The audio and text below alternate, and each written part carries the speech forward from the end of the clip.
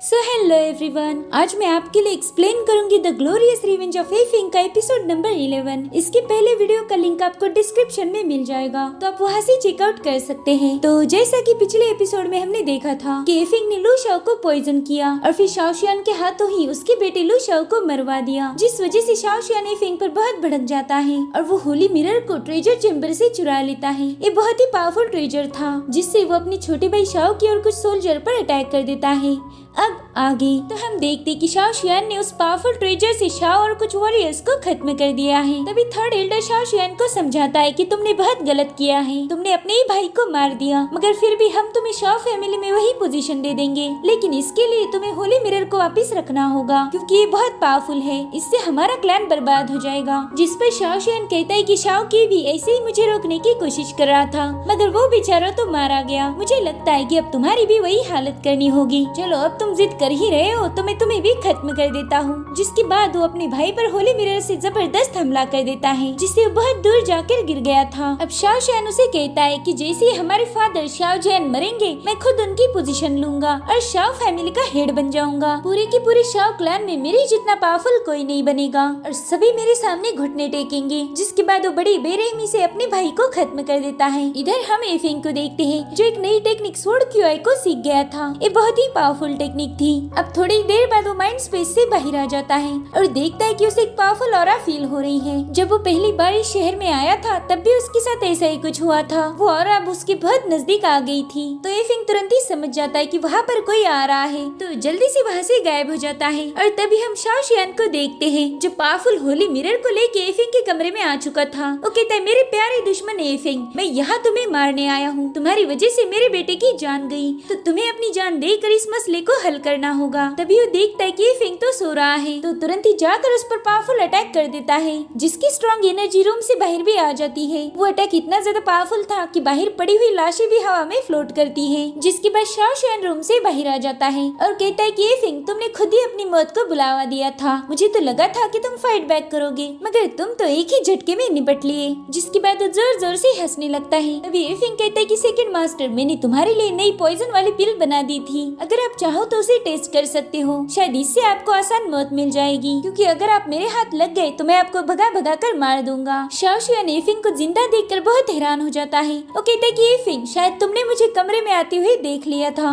इसलिए समय रहते तुम वहाँ से भाग गए। खैर कोई मसला नहीं, क्योंकि मेरे पास अब होली मिरर है, इससे मैं तुम्हें जब चाहूँ तब मार सकता हूँ। और तुम्हें एक मजे की बात बताऊँ, तुम्हें मारने के लिए मुझे अब ज्यादा पावर्स को यूज करने की भी जरूरत नहीं है। जिसके बाद वो एफिंग पर होली मिरर से हमला कर देता है। एफिंग उसके सारे अटैक से बचता जा रहा था, मगर वो सीक्रेट कॉस्मिक स्लैश थी जिसमें ब्रह्मांड की शक्तियाँ थी, तो एफिंग के पास उससे बचने के अलावा और कोई रास्ता भी नहीं था। अब शाओ शियान उस पर मुसलसल हमले करने लगता है, जिसे एफिंग अपनी पावर से रोक रहा था, मगर उसे जल्द ही एहसास हो जाता है कि वो ट्रेजर बहुत ज्यादा पावरफुल है, तो उसके अटैक को रोकने की बजाय उससे बचना ज्यादा जरूरी था। जिसके बाद एफिंग स्वान शैडो को एक्टिवेट करके बहुत तेजी से शाओ शियान की तरफ जाने लगता है, मगर तब तक शाओ शियान सीक्रेट कॉस्मिक को ब्रेक करते हुए एफिंग पर अटैक कर देता है, जिससे वहाँ पर कई सारे बैरियर बन जाते हैं जो एफिंग को पीछे ढकेल रहे थे। थोड़ी देर बाद वो बैरियर गायब हो जाते हैं। तभी शाओ शियान उससे कहता है कि तुमने गलत बंदे से पंगा लिया है, तुम्हें शायद पता नहीं मैं बहुत खतरनाक हूँ। तुमने मेरे बेटे के साथ जो भी किया उसका खामियाजा तुम्हें भुगतना ही होगा।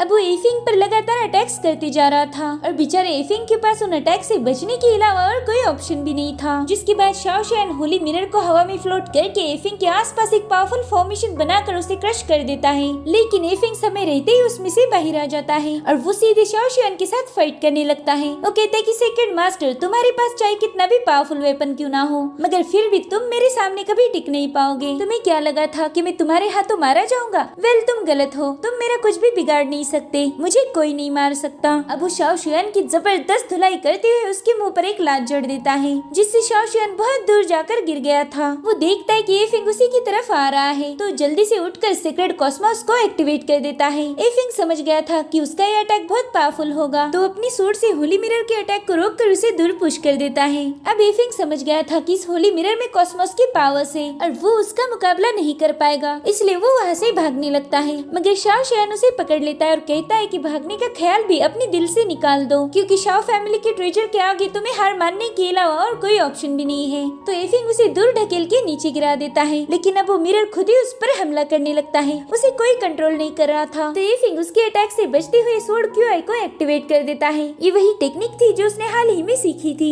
अब एफिंग की सोड होली मिरर की सारी एनर्जी को खींच रही थी और उसी वक्त एफिंग अपनी माइंड स्पेस में चला जाता है। वो देखता है कि उसका माइंड स्पेस पूरी तरह से चेंज हो चुका है। वहाँ पर एक बहुत बड़ा कॉस्मोस एनर्जी का बॉल था। इसका मतलब एफिंग के सुप्रीम स्क्रिप्चर ने होली मिरर की सारी एनर्जी को जमा कर लिया था। एफिंग सोचता है कि ये पावर्स तो मैग्निफिसेंट है, इनका यूज करके मैं 9 हेवंस डाउ पैलेस वालों के साथ मुकाबला कर सकता हूँ। और तभी सुप्रीम स्क्रिप्चर वहाँ आकर कॉस्मोस एनर्जी को एब्जॉर्ब कर लेता है और उसमें से एक नई पावरफुल टेक्निक जिसे बीन थर्स्ट कहा जाता है वो एफिंग को मिल जाती है। इसमें होली मिरर और स्क्रिप्चर की पावर थी। अब एफिंग माइंड स्पेस से बाहर आकर होली मिरर के टुकड़े टुकड़े कर देता है। शाओ शुआन ने देख लिया था। साथ ही एफिंग की व्हाइट डाउ क्यूआई की पावर्स भी बढ़ गई थी और तभी वो देखता है कि शाओ शुआन तो फिर से उठ चुका है। एफिंग उससे कहता है कि सेकंड मास्टर आप एक कॉकरोच की तरह हो, आपको कितना भी मारा जाए लेकिन आप मरते ही नहीं। अब मुझे आपको खत्म करने का कोई और रास्ता ढूंढना होगा। लेकिन तभी शाओ शुआन एक पिल निकाल लेता है और एफिंग से कहता है कि तुमने मेरा सब कुछ छीन लिया, तुम्हारी वजह से मेरा बेटा मारा गया, साथ ही तुमने हमारी फैमिली ट्रेजर को भी डिस्ट्रॉय कर दिया, जिस वजह से मैं तुम्हें बहुत खतरनाक मौत दूंगा। इतना कहकर वो तुरंत ही उस पिल को कंज्यूम कर लेता है। एफिंग सोचता है कि ये बंदा तो पागल हो गया है, इसने मुझे मारने के लिए अपनी कल्टीवेशन लेवल बढ़ा दी, मगर इससे इसका लाइफ स्पैन कम हो गया। अब पिल खाने की वजह से शाओ शुआन के आसपास एक स्ट्रॉन्ग ऑरा क्रिएट हो जाती है, जिसके बाद वो एफिंग पर अटैक करने लगता है। उन दोनों में हमें तगड़ी फाइट देखने को मिलती है। शाओ शुआन अब पहले से बहुत ज्यादा पावरफुल बन गया था, तो एफिंग को उठाकर बहुत दूर पटक देता है, जिसके बाद वो एफिंग पर जबरदस्त हमले कर रहा था,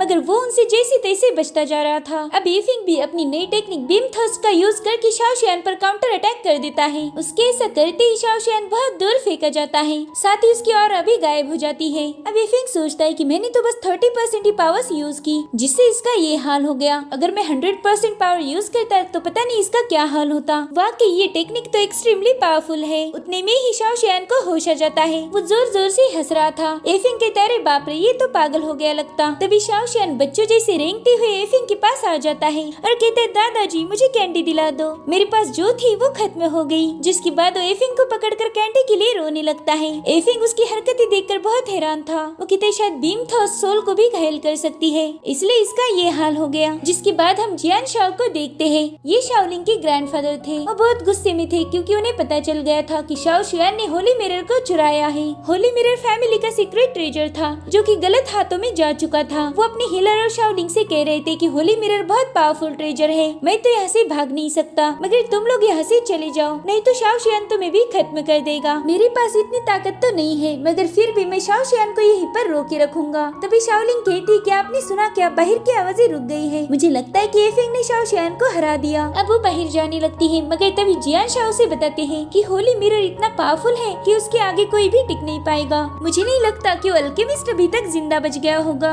और तभी वहाँ का डोर ओपन होता है, तो जियान शाओ बिना देखे ही अंदर आने वाले शख्स पर अटैक कर देते हैं। उन्हें लग रहा था कि वो शाओ शुआन होगा, मगर वो तो एफिंग था। वो उनके वेपन को हाथ से नहीं बल्कि पैर से ही रोक देता है और उन पर गोल्डन नीडल से हमला करता है। ये हमला नहीं था बल्कि एफिंग का हीलिंग करने का तरीका था। अब जैसे वो नीडल जियान शाओ की बॉडी में जाती है, उन पर उसका असर हो जाता है। एफिंग उन्हें संभाल के कहता है कि आप तो बहुत गुस्से वाले हो, इस अटैक में आपने आपकी पूरी जान लगा दी थी। अब शाओलिंग एफिंग से पूछती है कि तुम ठीक तो हो ना, और अंकल शाओ शुआन का क्या हुआ? जिस पर एफिंग कहता है कि वो तो मजे में है और पहले से बहुत ज्यादा खुश भी है। फिलहाल तो कैंडीज का मजा ले रहे हैं, लेकिन अब हमने इन पर फोकस करना चाहिए। हमारे एल्डर मौत की कगार पर है, इन्होंने अपनी सारी पावर्स फाइनल अटैक पर लगा दी थी। और तभी एफिंग वहाँ मौजूद सर्वेंट को देखता है। एफिंग को उसे देखकर कुछ अलग ही फील हो रहा था। और इसी के साथ एपिसोड यहीं पर खत्म हो जाता है। Thank you for watching, bye bye, take care.